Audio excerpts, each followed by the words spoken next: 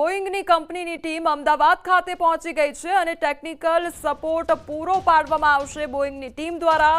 તો બોઈંગ 787 ડ્રીમલાઇનરની manufacture company છે। Plane crash ઘટનામાં આંતરરાષ્ટ્રીય એજન્સીઓની તપાસ હાથ ધરવામાં આવશે।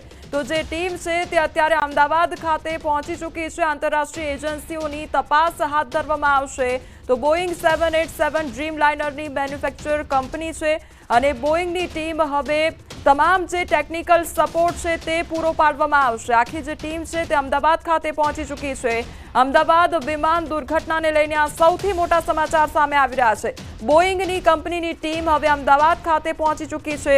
તો ટેકનિકલ સપોર્ટ પૂરો પાડવામાં આવશે બોઈંગની ટીમ અને બોઈંગ 787 ડ્રીમલાઇનરની મેન્યુફેક્ચર કંપની છે ત્યારે પ્લેન ક્રેશ ઘટનામાં આંતરરાષ્ટ્રીય એજન્સીઓની તપાસ કરવામાં આવશે। અત્યારે જે ટીમ છે આખી અમદાવાદ ખાતે પહોંચી ચૂકી છે અને જે પણ ટેકનિકલ સપોર્ટ છે તે પણ પૂરો પાડવામાં આવશે।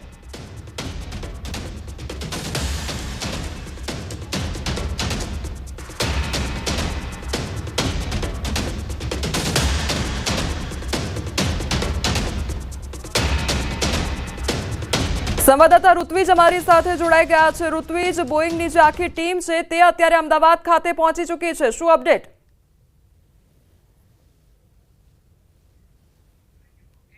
જી ઋત્વિજ।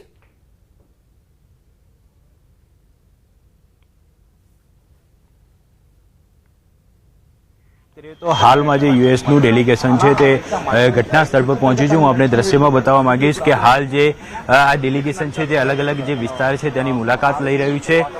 खास करीने बात करिए तो जे जगह आ बनाव बन्यो हतो तेना घटना स्थळना आप विजुअल जोई शको छो। हाल जे दृश्य जोई शको छो।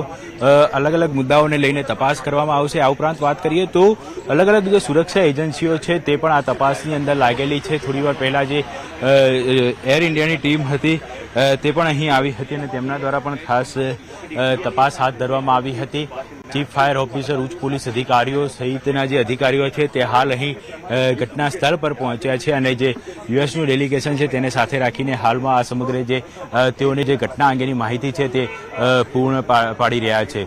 એટલે કહી શકાય કે હવે જ્યારે આજે ચોથો દિવસ છે આ દુર્ઘટના બાદનો અને હવે ચોથા દિવસે પણ અલગ અલગ એજન્સીઓ છે તે તપાસ કરી રહી છે। ખાસ કરીને આંતરરાષ્ટ્રીય એજન્સીઓ એટલે કે જે ફોરેનની કેટલીક એજન્સીઓ છે તે પણ અહીં આવી છે અને તેમના દ્વારા પણ આ સમગ્ર મામલે તપાસ કરવામાં આવી રહી છે। હવે આ જે વિમાન દુર્ઘટના અંગે તપાસનો ધમધમાટ શરૂ થઈ ગયો છે। જી ઋત્વિજ, સમગ્ર માહિતી બદલ આપનો આભાર।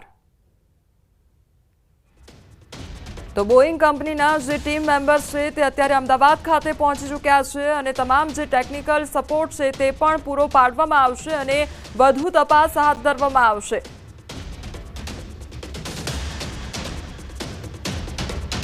તો એરપોર્ટ ઓથોરિટીની ટીમ ઘટના સ્થળે પહોંચી આવી છે અને દીપક ગૌરવ પણ ઘટના સ્થળે પહોંચી આવ્યા છે। તો એરપોર્ટ ઓથોરિટીની જે ટીમ છે તે પણ ઘટના સ્થળે પહોંચી આવી છે। અમદાવાદ પ્લેન ક્રેશ મામલે હવે તપાસનો ધમધમાટ શરૂ થઈ ગયો છે।